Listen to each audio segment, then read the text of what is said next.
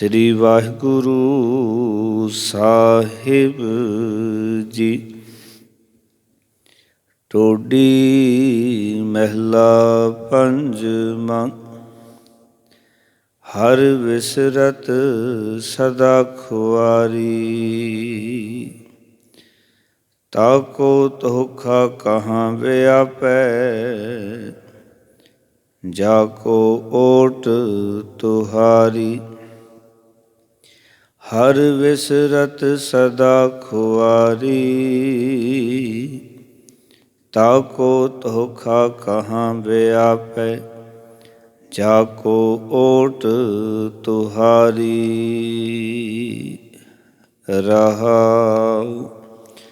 ਬਿਨ ਸਿਮਰਨ ਜੋ ਜੀਵਨ ਬਲ ਨਾ, ਸਰਪ ਜੈਸੇ ਅਰ ਜਾਰੀ। ਨਵ ਖੰਡਨ ਕੋ ਰਾਜ ਕਮਾਵੈ, ਅੰਤ ਚਲੈ ਗੋਹਾਰੀ। ਗੁਣ ਨਿਧਾਨ ਗੁਣ ਤਿਨਹੀ ਗਾਏ, ਜਾਕੋ ਕਿਰਪਾ ਧਾਰੀ। ਸੋ ਸੁਖੀਆ ਧਨ ਉਸ ਜਨਮਾ, ਨਾਨਕ ਤਿਸ ਬਲਿਹਾਰੀ। ਗੁਣ ਨਿਧਾਨ ਗੁਣ ਤਿਨਹੀ ਗਾਏ, ਜਾਕੋ ਕਿਰਪਾ ਧਾਰੀ। ਸੋ ਸੁਖੀਆ ਧਨ ਉਸ ਜਨਮਾ, ਨਾਨਕ ਤਿਸ ਬਲਿਹਾਰੀ। ਵਾਹਿਗੁਰੂ ਜੀ ਕਾ ਖਾਲਸਾ, ਵਾਹਿਗੁਰੂ ਜੀ ਕੀ ਫਤਿਹ। ਗੁਰੂ ਰੂਪ, ਗੁਰੂ ਪਿਆਰੇ, ਗੁਰੂ ਸਵਾਰੇ ਸਤਸੰਗੀ ਜਨੋ, ਸਤਿਗੁਰੂ ਨੇ ਅਪਾਰ ਕਿਰਪਾ ਕੀਤੀ ਹੈ। ਅੰਮ੍ਰਿਤ ਵੇਲੇ ਗੁਰੂ ਦਰ 'ਤੇ ਹਾਜ਼ਰੀਆਂ ਭਰਨ ਦਾ ਸੁਭਾਗ ਸਮਾਂ ਪ੍ਰਾਪਤ ਹੋਇਆ ਹੈ। ਅੱਜ ਦਾ ਪਾਵਨ ਮੁੱਖ ਵਾਕ ਸਤਿਗੁਰੂ ਨੇ ਟੋਡੀ ਰਾਗ ਦੇ ਵਿੱਚ ਬਖਸ਼ਿਸ਼ ਕੀਤਾ ਹੈ। ਧੰਨ ਧੰਨ ਗੁਰੂ ਅਰਜਨ ਦੇਵ ਜੀ ਮਹਾਰਾਜ ਦੇ ਇਹ ਮੁਬਾਰਕ ਬੋਲ ਨੇ, ਜਿਨ੍ਹਾਂ ਦੇ ਰਾਹੀਂ ਸਤਿਗੁਰੂ ਸਾਨੂੰ ਸਾਰਿਆਂ ਨੂੰ ਉਪਦੇਸ਼ ਕਰ ਰਹੇ ਹਨ। ਪਾਵਨ ਅੰਕ 711 ਦੇ ਉੱਤੇ ਇਹ ਦਰਗਾਹੀ ਹੁਕਮ ਦਰਜ ਹੈ। ਸਤਿਗੁਰੂ ਜੀ ਆਖ ਰਹੇ ਨੇ, ਹਰ ਵਿਸਰਤ ਸਦਾ ਖੁਆਰੀ, ਤਾਕੋ ਧੋਖਾ ਕਹਾਂ ਵਿਆਪੈ, ਜਾਕੋ ਓਟ ਤੁਹਾਰੀ। ਰਹਾਉ। ਇਹ ਸ਼ਬਦ ਦਾ ਕੇਂਦਰੀ ਭਾਵ ਹੈ। ਸਤਿਗੁਰੂ ਜੀ ਸਮਝਾ ਰਹੇ ਹਨ ਕਿ ਹੇ ਭਾਈ, ਪਰਮਾਤਮਾ ਦਾ ਨਾਮ ਭੁਲਾਇਆ ਮਾਇਆ ਦੇ ਹੱਥੋਂ ਮਨੁੱਖ ਦੀ ਸਦਾ ਹੀ ਖੁਆਰੀ ਹੁੰਦੀ ਹੈ, ਬੇਪੱਤੀ ਹੁੰਦੀ ਹੈ। ਇਹਦੀ ਇੱਜ਼ਤ ਜਿਹੜੀ ਹੈ ਉਹ ਰੁਲਦੀ ਹੈ। ਕਿਉਂਕਿ ਜਦੋਂ ਕੋਈ ਪਰਮੇਸ਼ਰ ਦੇ ਨਾਮ ਨੂੰ ਭੁਲਾ ਦਿੰਦਾ ਹੈ,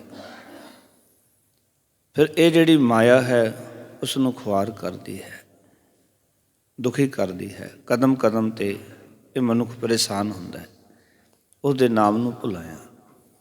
ਔਰ ਦੂਜੇ ਪਾਸੇ ਸਤਿਗੁਰੂ ਕਹਿੰਦੇ ਨੇ, ਤਾਕੋ ਧੋਖਾ ਕਹਾਂ ਵਿਆਪੈ, ਜਾਕੋ ਓਟ ਤੁਹਾਰੀ। ਆਖਣ ਲੱਗੇ, ਹੇ ਭਾਈ, ਜਿਸ ਪਰਮਾਤਮਾ ਨੇ ਪ੍ਰਭੂ ਦੇ ਚਰਨਾਂ ਦਾ ਓਟ ਆਸਰਾ ਲੈ ਲਿਆ, ਇਹਨੂੰ ਸੰਬੋਧਨ ਕਰਾਂਗੇ ਵਾਹਿਗੁਰੂ ਜੀ ਨੂੰ। ਹੇ ਵਾਹਿਗੁਰੂ ਜੀ, ਹੇ ਪ੍ਰਭੂ ਜੀ। ਕਹਿੰਦੇ ਜਿਨ੍ਹਾਂ ਨੇ ਤੇਰਾ ਆਸਰਾ ਲੈ ਲਿਆ, ਕਹਿੰਦੇ ਨੇ ਮਾਇਆ ਦੇ ਹੱਥੋਂ ਉਹ ਖੁਆਰ ਨਹੀਂ ਹੁੰਦੀ। ਕਿਉਂਕਿ ਇਹ ਮਾਇਆ ਜਿਹੜੀ ਹੈ, ਔਰ ਮਾਇਆ ਦੇ ਜੋ ਕਈ ਰੂਪ ਨੇ, ਇਹਦੇ ਜਿਹੜੇ ਪੁੱਤਰ ਨੇ ਜਿਨ੍ਹਾਂ ਨੂੰ ਸਤਿਗੁਰੂ ਵਿਕਾਰ ਕਹਿੰਦੇ ਆ। ਕਿਉਂਕਿ ਮਾਇਆ ਦੇ ਜੋ ਰੂਪ ਹਨ ਵਿਕਾਰ, ਵਿਕਾਰਾਂ ਵੱਲੋਂ ਮਨੁੱਖ ਨੂੰ ਕੋਈ ਧੋਖਾ ਨਹੀਂ ਲੱਗ ਸਕਦਾ। ਇਹ ਵਿਕਾਰ ਮਨੁੱਖ ਨੂੰ ਧੋਖੇ ਵਿੱਚ ਨਹੀਂ ਲੱਗ ਸਕਦੇ ਜਿਨ੍ਹਾਂ ਨੇ ਅਕਾਲ ਪੁਰਖ ਵਾਹਿਗੁਰੂ ਦਾ ਆਸਰਾ ਲੈ ਲਿਆ। ਨਹੀਂ ਤਾਂ ਕਈ ਵਾਰੀ ਇਹ ਵਿਕਾਰ ਹੀ ਸਾਨੂੰ ਧੋਖੇ 'ਚ ਰੱਖਦੇ ਹਨ, ਔਰ ਅਸੀਂ ਇਹਨਾਂ ਵਿਕਾਰਾਂ ਦੇ ਮਗਰ ਲੱਗੇ ਹੋਏ ਸੰਸਾਰ ਦੀ ਇਸ ਵਿਚਾਰਧਾਰਾ ਨੂੰ ਅਸਲੀ ਸਮਝ ਲੈਂਦੇ ਹਾਂ। ਜਿਵੇਂ ਕਿ ਕਬੀਰ ਸਾਹਿਬ ਕਹਿੰਦੇ ਨੇ, ਆਪਣੇ ਬਚਨਾਂ ਰਾਹੀਂ ਕਿ ਮਨੁੱਖ ਜਿਹੜਾ ਹੈ ਉਹ ਇਸ ਮਾਇਆ ਦੇ ਹੱਥੋਂ ਹੀ ਖੁਆਰ ਹੁੰਦਾ ਹੈ। ਇੱਕ ਸੰਤ ਨੇ, ਭਗਤ ਨੇ, ਰੱਬ ਦੇ ਪਿਆਰੇ ਨੇ, ਜਿਹੜੇ ਬਚ ਜਾਂਦੇ ਨੇ, ਉਹ ਕਰਦੇ ਵੀ ਕੀ ਨੇ, ਕਹਿੰਦੇ ਨਾਕੋ ਕਾਟੀ ਕਾਨੂ ਕਾਟੀ ਕਾਟ ਕੂਟ ਕੇ ਡਾਰੀ, ਕਹਿ ਕਬੀਰ ਸੰਤਨ ਕੀ ਬੈਰਨ ਤੀਨ ਲੋਕ ਕੀ ਪਿਆਰੀ। ਇਹ ਸੰਤਾਂ ਦੀ ਜਿਹੜੀ ਹੈ ਉਹ ਵੈਰਨ ਹੈ ਔਰ ਤਿੰਨਾਂ ਲੋਕਾਂ ਦੀ ਪਿਆਰੀ ਹੈ ਮਾਇਆ। ਇਹਨੂੰ ਭਗਤ ਰਵਿਦਾਸ ਜੀ ਵੀ ਕਹਿੰਦੇ ਨੇ, ਮਾਧਵੇ ਕਿਆ ਕਹੀਏ ਭਰਮ ਐਸਾ, ਜੈਸਾ ਮਾਨੀਏ ਹੋਏ ਨਾ ਤੈਸਾ। ਕੀ ਕਹੀਏ ਭਰਮ ਕਿਹੋ ਜਿਹਾ, ਜਿਸ ਤਰ੍ਹਾਂ ਅਸੀਂ ਮੰਨੀ ਬੈਠੇ ਹਾਂ ਨਾ ਉਸ ਤਰ੍ਹਾਂ ਨਹੀਂ ਹੈ। ਕਈ ਵਾਰੀ ਅਸੀਂ ਮਾਇਆ ਨੂੰ ਹੀ ਸਭ ਕੁਝ ਸਮਝ ਲੈਂਦੇ ਹਾਂ ਜਾਂ ਇਹਨਾਂ ਵਿਕਾਰਾਂ ਨੂੰ ਹੀ ਜੀਵਨ ਸਮਝ ਲੈਂਦੇ ਹਾਂ, ਪਰ ਇਹ ਸਾਡਾ ਇੱਕ ਭੁਲੇਖਾ ਹੈ। ਸਤਿਗੁਰੂ ਕਹਿੰਦੇ ਇਹ ਭਰਮ ਹੈ। ਜਿਸ ਤਰ੍ਹਾਂ ਅਸੀਂ ਮੰਨੇ ਬੈਠੇ ਹਾਂ ਉਸ ਤਰ੍ਹਾਂ ਦੀ ਗੱਲ ਨਹੀਂ ਹੈ, ਕਿਉਂਕਿ ਇਹ ਅਸਲੀਅਤ ਨਹੀਂ ਹੈ। ਇਹੀ ਮਨੁੱਖ ਨੂੰ ਖੁਆਰ ਕਰਦੀ ਹੈ। ਕਦੀ ਕਾਮ ਖੁਆਰ ਕਰਦਾ ਹੈ, ਕਦੀ ਕ੍ਰੋਧ ਖੁਆਰ ਕਰਦਾ ਹੈ, ਕਦੀ ਲੋਭ ਖੁਆਰ ਕਰਦਾ ਹੈ, ਕਦੀ ਮੋਹ ਖੁਆਰ ਕਰਦਾ ਹੈ, ਕਦੀ ਅਹੰਕਾਰ ਮਨੁੱਖ ਦੀ ਖੁਆਰੀ ਦਾ ਕਾਰਨ ਬਣ ਜਾਂਦਾ ਹੈ ਔਰ ਮਨੁੱਖ ਇਹਨਾਂ ਵਿੱਚ ਹੀ ਗਲਤਾਨ ਰਹਿੰਦਾ ਹੈ। ਪਰ ਜਿਨ੍ਹਾਂ ਨੇ ਵਾਹਿਗੁਰੂ ਦਾ ਆਸਰਾ ਲੈ ਲਿਆ ਨਾ, ਅਤੇ ਉਹ ਇਸ ਖੁਆਰੀ ਤੋਂ, ਇਸ ਧੋਖੇ ਤੋਂ ਬਚ ਜਾਂਦੇ ਹਨ। ਇਸ ਤਰ੍ਹਾਂ ਸਤਿਗੁਰੂ ਕਹਿ ਰਹੇ ਨੇ, ਫਿਰ ਸਮਝਾ ਰਹੇ ਨੇ, ਬਿਨ ਸਿਮਰਨ ਜੋ ਜੀਵਨ ਬਲਣਾ ਸਰਬ ਜੈਸੇ ਅਰਜਾਰੀ। ਸਿਮਰਨ ਤੋਂ ਬਿਨਾਂ ਜੋ ਜੀਵਨ ਬਤੀਤ ਕਰਨਾ ਹੈ, ਮਰ ਕਹਿੰਦੇ ਉਹ ਇਸ ਤਰ੍ਹਾਂ ਹੈ ਜਿਵੇਂ ਇੱਕ ਸੱਪ ਜਿਉਂਦਾ ਹੈ। ਉਦਾਹਰਨ ਸੱਪ ਦੀ ਦਿੱਤੀ ਹੈ ਔਰ ਸਮਝਾ ਰਹੇ ਮਨੁੱਖ ਨੂੰ ਹਨ। ਹੁਣ ਕਈ ਵਾਰੀ ਆਪਾਂ ਸੋਚਦੇ ਹਾਂ ਵੀ ਸਤਿਗੁਰੂ ਜੀ ਮਨੁੱਖ ਨੂੰ ਸਮਝਾਉਣ ਵਾਸਤੇ ਸੱਪ ਦੀ ਉਦਾਹਰਨ ਕਿਉਂ ਦੇ ਰਹੇ ਹਨ। ਅਸਲ ਵਿੱਚ ਸੱਪ ਜਦੋਂ ਆਪਣਾ ਸ਼ਿਕਾਰ ਕਰਦਾ ਹੈ, ਆਪਣੀ ਖੁਰਾਕ ਛਕਦਾ ਹੈ, ਅਤੇ ਉਹ ਖੁਰਾਕ ਪਿਆਰਿਓ ਕੀ ਕਰਦੀ ਹੈ, ਉਹ ਖੁਰਾਕ ਜਿਵੇਂ ਜਿਵੇਂ ਮਨੁੱਖ ਛਕਦਾ ਹੈ, ਸੱਪ ਛਕਦਾ, ਉਹ ਖੁਰਾਕ ਉਸਦੇ ਅੰਦਰ ਜਾਂਦੀ ਹੈ। ਉਸਦੇ ਮੁਖ ਵਿੱਚ ਇੱਕ ਵਿਸ ਦੀ ਥੈਲੀ ਹੈ। ਉਹ ਵਿਸ ਉਸ ਥੈਲੀ ਵਿੱਚੋਂ ਨਾਲ ਨਾਲ ਖੁਰਾਕ ਦੇ ਨਾਲ ਅੰਦਰ ਚਲੀ ਜਾਂਦੀ ਹੈ। ਹੌਲੀ ਹੌਲੀ ਸਰੀਰ ਦੇ ਵਿੱਚ ਜ਼ਹਿਰ ਜਿਹੜੀ ਹੈ ਉਹ ਵਧਣੀ ਸ਼ੁਰੂ ਹੋ ਜਾਂਦੀ ਹੈ। ਜ਼ਹਿਰ ਵੱਧਦੀ ਵੱਧਦੀ ਇੱਕ ਦਿਨ ਐਸਾ ਆ ਜਾਂਦਾ ਹੈ ਸੱਪ ਦੀ ਜ਼ਿੰਦਗੀ 'ਚ ਕਿ ਉਸਦਾ ਸਾਰਾ ਸਰੀਰ ਜਿਹੜਾ ਹੈ ਨਾ ਉਹ ਜ਼ਹਿਰ ਕਰਕੇ ਪਾਟਣਾ ਸ਼ੁਰੂ ਹੋ ਜਾਂਦਾ ਹੈ। ਤੁਸੀਂ ਦੇਖੋ ਕਿ ਕਈ ਜ਼ਹਿਰ ਜ਼ਖਮੀ ਮਿਲਦੇ ਨੇ, ਉੱਪਰ ਮੱਖੀਆਂ ਬੈਠੀਆਂ ਨੇ, ਕੀੜੀਆਂ ਲੜ ਰਹੀਆਂ ਨੇ। ਜਿਵੇਂ ਕਿ 6ਵੇਂ ਪਾਤਸ਼ਾਹ ਵੇਲੇ ਵੀ ਇੱਕ ਘਟਨਾ ਵਾਪਰੀ ਸੀ। ਸਿੱਖਾਂ ਨੇ ਪੁੱਛਿਆ ਸੀ, ਮਹਾਰਾਜ ਸੱਪ ਨੂੰ ਕੀੜੀਆਂ ਲੜ ਰਹੀਆਂ ਕਿਉਂ? ਅਸਲ ਵਿੱਚ ਉੱਥੇ ਭਾਵੇਂ ਸਾਖੀ ਦਾ ਮੂਲ ਭਾਵ ਕੁਝ ਹੋਰ ਸੀ ਜੋ ਸਤਿਗੁਰੂ ਨੇ ਸਮਝਾਇਆ ਸੀ, ਪਰ ਸਰੀਰ ਦੇ ਉੱਤੇ ਕੀੜੀਆਂ ਦਾ ਲੜਨਾ ਜਾਂ ਮੱਖੀਆਂ ਦਾ ਬਹਿਣਾ, ਇਸ ਦਾ ਅਰਥ ਹੈ ਕਿ ਉਸ ਸੱਪ ਦਾ ਸਰੀਰ ਜਿਹੜਾ ਹੈ ਵਿਸ ਕਰਕੇ ਸਰੀਰ ਉੱਪਰੋਂ ਪਾਟਣਾ ਸ਼ੁਰੂ ਹੋ ਗਿਆ ਅਤੇ ਉਹ ਫਿਰ ਤੜਫਦਾ ਹੈ। ਇਸ ਤਰ੍ਹਾਂ ਮਨੁੱਖ ਜਦੋਂ ਨਾਮ ਸਿਮਰਨ ਤੋਂ ਬਿਨਾਂ ਜਿਉਂਦਾ ਹੈ ਅਤੇ ਇਹ ਵੀ ਕਾਮ, ਕ੍ਰੋਧ, ਲੋਭ, ਮੋਹ, ਹੰਕਾਰ ਦੀ ਖੁਰਾਕ ਜਦੋਂ ਵਧਾਉਂਦਾ ਚਲਾ ਜਾਂਦਾ, ਇਹ ਜ਼ਹਿਰ ਹੀ ਹੈ ਨਾ। ਸਤਿਗੁਰ ਮਾਇਆ ਦਾ ਇਹ ਜ਼ਹਿਰ ਹੀ ਕਹਿੰਦੇ ਨੇ ਸਤਿਗੁਰ। ਔਰ ਜਿਵੇਂ ਜਿਵੇਂ ਮਨੁੱਖ ਦੀ ਆਰਜਾ ਵੱਧਦੀ ਹੈ ਔਰ ਜਿਹੜੇ ਇਹ ਵਿਚਾਰਧਾਰਾ ਨੂੰ ਵਧਾਉਂਦੇ ਚਲੇ ਜਾਂਦੇ ਨੇ, ਅਤੇ ਉਹਨਾਂ ਦਾ ਜੀਵਨ ਵੀ ਇਸ ਤਰ੍ਹਾਂ ਹੀ ਬਣ ਜਾਂਦਾ ਸਭ ਵਰਗੇ। ਉਹ ਵੀ ਦੁਖੀ ਹੁੰਦੇ। ਫਿਰ ਤੁਸੀਂ ਵੇਖੋ ਕਈ ਵਾਰੀ ਮਨੁੱਖ ਜਿਵੇਂ ਜਿਵੇਂ ਉਮਰ ਵੱਧਦੀ ਹੈ, ਕਾਮ ਵਾਸਨਾ ਵੀ ਵੱਧਦੀ ਹੈ, ਕ੍ਰੋਧ ਵੀ ਵੱਧਦਾ ਹੈ, ਲੋਭ ਵੀ ਵੱਧਦਾ ਹੈ, ਮੋਹ ਵੀ ਵੱਧਦਾ, ਹੰਕਾਰ ਵੀ ਵੱਧਦਾ, ਕਿਉਂਕਿ ਉਸਦੇ ਕੋਲ ਨਾਮ ਨਹੀਂ ਹੈ। ਸਮਝ ਲੈਣਾ ਕਿ ਇਸਦੇ ਕੋਲ ਅਸਲ 'ਚ ਸੱਚਾ ਜਿਹੜਾ ਨਾਮ ਹੈ ਉਹ ਨਹੀਂ ਆਇਆ, ਕਿਉਂਕਿ ਨਾਮ ਕ੍ਰੋਧ ਨੂੰ ਕੰਟਰੋਲ ਕਰਦਾ ਹੈ, ਵਾਸਨਾਵਾਂ ਨੂੰ ਕੰਟਰੋਲ ਕਰਦਾ ਹੈ। ਪਰ ਜੇ ਨਾਮ ਨੂੰ ਭੁਲਾ ਕੇ ਜੀਵਨ ਜੀਵੀਏ ਨਾ, ਫਿਰ ਸਤਿਗੁਰੂ ਕਹਿੰਦੇ ਸੱਪ ਦੀ ਤਰ੍ਹਾਂ ਹੀ ਜ਼ਿੰਦਗੀ ਜਿਉਣੀ ਹੈ।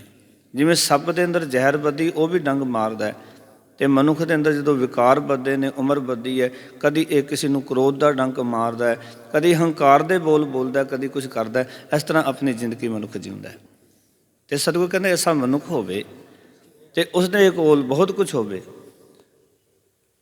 ਇੱਥੇ ਤੱਕ ਕਹਿ ਰਹੇ ਨੇ ਕਿ ਨਵ ਖੰਡਨ ਕੋ ਰਾਜ ਕਮਾਵੇ, ਕਿਉਂਕਿ ਨਾਮ ਨੂੰ ਵਿਸਾਰਨ ਵਾਲਾ ਮਨੁੱਖ 9 ਖੰਡਾਂ ਦਾ ਰਾਜਾ ਹੋ ਸਕਦਾ ਹੈ।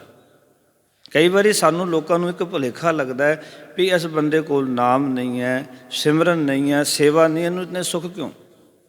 ਸਾਨੂੰ ਉਹ ਸੁੱਖ ਲੱਗ ਰਹੇ ਨੇ, ਪਰ ਮਹਾਰਾਜ ਨੇ ਉਹਦੇ ਗਲੇ ਵਿੱਚ ਮਾਇਆ ਪਾਈ ਹੈ।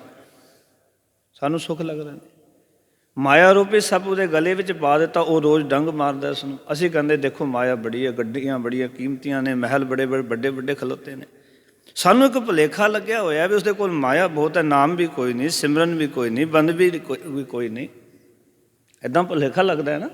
ਅਸੀਂ ਤਾਂ ਨਾਮ ਵੀ ਜਪਦੇ ਹਾਂ, ਗੁਰਦੁਆਰੇ ਵੀ ਜਾਂਦੇ ਹਾਂ, ਸਾਡੇ ਕੋਲ ਉਤਨੀ ਮਾਇਆ ਨਹੀਂ, ਉਹ ਤਾਂ ਗੁਰਦੁਆਰੇ ਵੀ ਨਹੀਂ ਜਾਂਦੇ, ਉਹ ਤਾਂ ਨਾਮ ਵੀ ਨਹੀਂ ਜਪਦੇ, ਉਹਨਾਂ ਕੋਲ ਮਾਇਆ ਕਿੱਥੋਂ ਆ ਗਈ?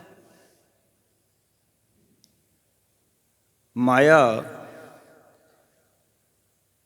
ਗੁਸਤਾਖੀ ਮਾਫ਼ ਕਰਨਾ, ਠੱਗੀਆਂ ਨਾਲ ਬਹੁਤੀ ਇਕੱਠੀ ਹੁੰਦੀ ਹੈ। ਅਤੇ ਜਿਹੜਾ ਗੁਰਦੁਆਰੇ ਨਹੀਂ ਆਉਂਦਾ ਉਹ ਜ਼ਿੰਦਗੀ ਠੱਗੀਆਂ 'ਚ ਲੰਘਾ ਦਿੰਦਾ ਹੈ। ਔਰ ਗੁਰੂ ਨਾਨਕ ਪਾਤਸ਼ਾਹ ਨੇ ਤਾਂ ਬੜਾ ਸਪਸ਼ਟ ਲਿਖਿਆ, ਪਾਪਾਂ ਵਾਜੋ ਹੋਵੇ ਨਾਹੀਂ, ਮੋਇਆ ਸਾਥ ਨਾ ਜਾਈ। ਪਾਪੋਂ ਤੋਂ ਬਿਨਾਂ ਇਹ ਮਾਇਆ ਬਹੁਤੀ ਇਕੱਠੀ ਨਹੀਂ ਹੁੰਦੀ ਅਤੇ ਮਰਨ ਵੇਲੇ ਇਹ ਸਾਥ ਵੀ ਨਹੀਂ ਜਾਂਦੀ। ਅਤੇ ਇਹ ਭੁਲੇਖਾ ਅੱਜ ਕੱਢ ਕੇ ਜਾਣਾ ਵੀ ਜੇ ਕਿਸੇ ਕੋਲ ਰਾਜ ਪਾਠ ਹੈ, ਕਿਤੇ ਵੱਡੇ ਪਦ 'ਤੇ ਬੈਠਾ ਹੈ, ਕੋਈ ਰਾਜਾ ਮਹਾਰਾਜਾ ਹੈ, ਅਤੇ ਜ਼ਰੂਰੀ ਨਹੀਂ ਕਿ ਸਿਮਰਨ ਹੋਏਗਾ ਉਸਦੇ ਕੋਲ। ਹਾਂ, ਪਹਿਲਾਂ ਸਿਮਰਨ ਜ਼ਰੂਰ ਰਿਹਾ ਹੋਏਗਾ, ਜਿਸ ਕਰਕੇ ਉਹਨੂੰ ਉਹ ਪਦਵੀਆਂ ਮਿਲੀਆਂ, ਪਰ ਹੁਣ ਪਦਵੀਆਂ 'ਚ ਉਹ ਭੁੱਲ ਗਿਆ। ਅਤੇ ਸਦੋਂ ਕਹਿੰਦੇ ਨੇ ਐਸਾ ਮਨੁੱਖ, ਕਹਿੰਦੇ ਨਵ ਖੰਡਨ ਕੋ ਰਾਜ ਕਮਾਵੇ। ਨੌ ਖੰਡਾਂ ਦਾ ਭਾਵੇਂ ਰਾਜ ਹਾਸਲ ਕਰ ਲਵੇ, ਅੰਤ ਚੱਲੇ ਗੋਹਾਰੀ, ਪਰ ਅੰਤ ਉਹ ਧਰਤੀ ਨੂੰ ਹਾਰ ਕੇ ਹੀ ਜਾਂਦਾ ਹੈ, ਜੀਵਨ ਦੀ ਬਾਜੀ ਨੂੰ ਹਾਰ ਕੇ ਹੀ ਜਾਂਦਾ ਹੈ, ਕਿਉਂਕਿ ਉਹ ਜਿੱਤ ਕੇ ਨਹੀਂ ਜਾਂਦਾ। ਇਤਨਾ ਕੁਛ ਇਕੱਠਾ ਕਰਨ ਤੋਂ ਬਾਅਦ ਵੀ ਉਸ ਨੂੰ ਮਹਾਰਾਜ ਇੱਦਾਂ ਵੀ ਕਹਿੰਦੇ ਨੇ ਬਾਣੀ 'ਚ, ਕਹਿੰਦੇ ਨੇ ਵਸੰਤ ਸਵਰਗ ਲੋਕੈ, ਜਿਤ ਤੇ ਪ੍ਰਿਥਵੀ ਨਵ ਖੰਡਨ ਹੈ, ਵਿਸਰੰਤ ਹਰ ਗੋਪਾਲੈ, ਨਾਨਕ ਤੇ ਪ੍ਰਾਣੀ ਉਦਿਆਨ ਭਰਮਨਾ। ਸਤਿਗੁਰੂ ਕਹਿੰਦੇ ਨੇ ਕੋਤਕ ਕੋਟ ਤਮਾਸਿਆ, ਚਿਤਨਾ ਆਵਸ ਨਾਉ, ਨਾਨਕ ਕੋੜੀ ਨਰਕ ਬਰਾਬਰੇ, ਉਜੜ ਸੋਈ ਥਾਉ। ਹੈ ਇਤਨਾ ਕੁਛ, ਸਵਰਗਾਂ ਦੇ ਵਿੱਚ ਨਿਵਾਸ ਹੈ ਉਹਦਾ, ਨੌ ਖੰਡਾਂ ਦਾ ਰਾਜ ਵੀ ਕਮਾ ਲਿਆ, ਪਰ ਰੱਬ ਭੁੱਲ ਗਿਆ। ਮਰ ਕਹਿੰਦੇ ਇਸ ਤਰ੍ਹਾਂ ਦੀ ਹਾਲਤ ਹੈ ਮਨੁੱਖ ਜਿਵੇਂ ਜੰਗਲ 'ਚ ਕੋਈ ਭਟਕ ਜਾਂਦਾ ਹੈ, ਉਸ ਤੋਂ ਵੱਧ ਹਾਲਤ ਨਹੀਂ ਦੱਸ ਰਿਹਾ ਸਤਿਗੁਰੂ। ਇਸ ਕਰਕੇ ਉਹ ਜੀਵਨ ਦੀ ਬਾਜੀ ਹਾਰ ਕੇ ਜਾਂਦਾ ਹੈ। ਪਰ ਇੱਕ ਪਾਸਾ ਉਹ ਹੈ, ਸਤਿਗੁਰੂ ਕਹਿੰਦੇ ਜਿਨ੍ਹਾਂ ਨੇ ਅਕਾਲ ਪੁਰਖ ਵਾਹਿਗੁਰੂ ਦਾ ਆਸਰਾ ਲਿਆ, ਅਤੇ ਸਤਿਗੁਰੂ ਆਖਰ ਨੇ ਗੁਣ ਨਿਧਾਨ ਗੁਣ ਤਿਨ ਹੀ ਗਾਏ, ਜਾ ਕੋ ਕਿਰਪਾ ਤਾਰੀ। ਵਾਹਿਗੁਰੂ ਗੁਣਾਂ ਦਾ ਖਜ਼ਾਨਾ ਹੈ, ਉਸਦੇ ਗੁਣ ਉਹਨਾਂ ਨੇ ਹੀ ਗਾਏ ਨੇ ਜਿਨ੍ਹਾਂ ਦੇ ਉੱਤੇ ਵਾਹਿਗੁਰੂ ਨੇ ਕਿਰਪਾ ਕੀਤੀ ਹੈ। ਇਹਨਾਂ ਨੇ ਆਸਰਾ ਲਿਆ, ਜਿਹੜੇ ਉਸਦੇ ਪਰਨੇ ਰਹਿੰਦੇ ਹਨ, ਉਹਦੇ ਆਸਰੇ ਰਹਿੰਦੇ ਹਨ, ਇੱਕ ਦਿਨ ਵਾਹਿਗੁਰੂ ਉਹਨਾਂ ਦੇ ਉੱਤੇ ਜ਼ਰੂਰ ਕਿਰਪਾ ਕਰਦਾ ਹੈ। ਇਹ ਗੱਲ ਵੱਖਰੀ ਹੈ ਕਿ ਕਈ ਆਸਰਾ ਲੈ ਕੇ ਕਹਿੰਦੇ ਨੇ ਮੈਂ ਤਾਂ ਥੱਕ ਗਿਆ, ਰੱਬ ਕਿਰਪਾ ਹੀ ਨਹੀਂ ਕਰਦਾ। ਐਸੀ ਗੱਲ ਨਹੀਂ ਹੈ। ਹੋ ਸਕਦਾ ਤੁਹਾਡੀ ਪਰਖ ਕਰ ਰਿਹਾ ਹੋਵੇ, ਹੋ ਸਕਦਾ ਹੋਵੇ ਬਸ ਕਿਰਪਾ ਵਾਸਤੇ ਔਰ ਤੁਹਾਡੇ ਵਿੱਚ ਸਿਰਫ ਇੱਕ ਖਿੰਨ ਦੀ ਦੂਰੀ ਹੋਵੇ, ਪਰ ਜੇ ਉਹ ਖਿੰਨ ਤੁਸੀਂ ਖੁੰਝਾ ਦਿੱਤਾ ਵੀ ਰੱਬ ਨੇ ਕਿਰਪਾ ਕਰਨੀ ਨਹੀਂ, ਤਾਂ ਫਿਰ ਦੁਬਾਰਾ ਉੱਥੋਂ ਹੀ ਫਿਰ ਸ਼ੁਰੂ ਹੋਵੋਗੇ ਜਿੱਥੇ ਕਿ ਕਿਰਪਾ ਆਉਣੀ ਸ਼ੁਰੂ ਹੋਈ ਸੀ, ਜਾਂ ਜਿਵੇਂ ਕਿਰਪਾ ਦੇ ਪਾਤਰ ਬਣਨੇ ਸ਼ੁਰੂ ਹੋਏ ਸੀ। ਮੰਨ ਲਓ ਕਿ ਕਿਸੇ ਨੂੰ ਮਿਲਣ ਦਾ, ਸਾਨੂੰ ਬਹੁਤ ਵੱਡਾ ਮੰਤਰੀ ਹੈ, ਰਾਜਾ ਹੈ, ਮਿਲਣ ਦਾ ਟਾਈਮ ਮਿਲ ਗਿਆ, ਟਾਈਮ ਮਿਲਿਆ, ਅਸੀਂ ਉੱਥੇ ਪਹੁੰਚ ਗਏ ਔਰ ਅਸੀਂ ਉੱਥੇ ਫੁੱਲ ਬਗੀਚਿਆਂ ਦੇ ਵਿੱਚ ਹੋਰ ਕੰਮਾਂ 'ਚ ਲੱਗੇ ਗਏ।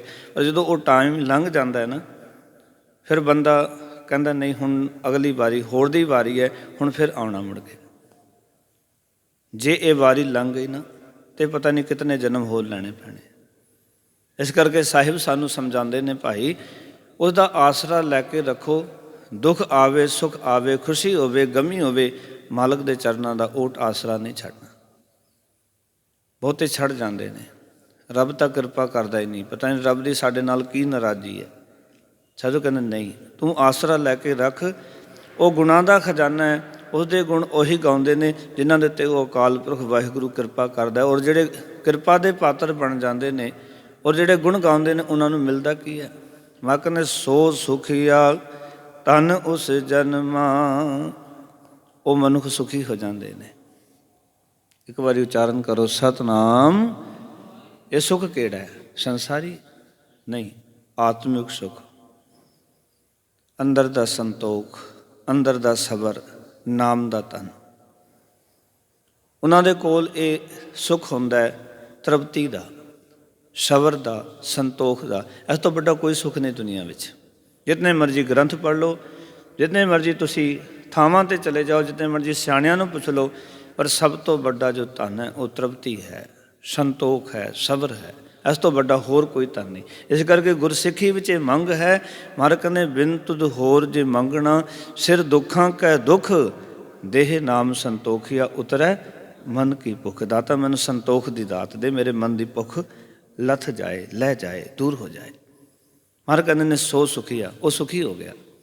ਸੁਖੀ ਨਹੀਂ ਹੋਇਆ, ਉਹਨੂੰ ਆਤਮਿਕ ਸੁਖ ਹੀ ਨਹੀਂ ਮਿਲੇ। ਸੋ ਕਹਿੰਦੇ ਧਨ ਉਸ ਜਨਮਾ, ਉਹਦਾ ਮਨੁੱਖਾ ਜਨਮ ਵੀ ਧਨਤਾ ਦੇ ਯੋਗ ਬਣ ਗਿਆ, ਸਫਲਾ ਹੋ ਗਿਆ। ਤੇ ਸਤਿਗੁਰ ਕਹਿੰਦੇ ਨੇ ਨਾਨਕ ਤਿਸ ਬਲਿਹਾਰੀ, ਨਾਨਕ ਦੇ ਕੱਕਾ ਮੁਕਤਾ, ਇਸਦਾ ਅਰਥ ਹੈ ਹੇ ਨਾਨਕ ਮੈਂ ਉਸ ਮਨੁੱਖ ਤੋਂ ਬਲਿਹਾਰ ਜਾਂਦਾ ਹਾਂ, ਕੁਰਬਾਨ ਜਾਂਦਾ ਹਾਂ। ਗੁਰੂ ਅਰਜਨ ਦੇਵ ਜੀ ਮਹਾਰਾਜ ਆਖ ਰਹੇ ਨੇ ਜਿਸ ਨੇ ਅਕਾਲ ਪੁਰਖ ਵਾਹਿਗੁਰੂ ਦਾ ਆਸਰਾ ਲਿਆ, ਉਹਦੀ ਕਿਰਪਾ ਦਾ ਪਾਤਰ ਜਿਹੜਾ ਬਣਿਆ, ਜਿਸ ਨੇ ਆਤਮਿਕ ਸੁੱਖ ਹਾਸਲ ਕਰ ਲਏ ਅਤੇ ਜਿਨ੍ਹਾਂ ਦਾ ਜੀਵਨ ਐਸਾ ਬਣ ਗਿਆ ਕਿ ਉਹਨਾਂ ਨੇ ਆਪਣੇ ਜੀਵਨ ਨੂੰ ਸਕਾਰਤ ਕਰ ਲਿਆ, ਸਫਲਾ ਕਰ ਲਿਆ।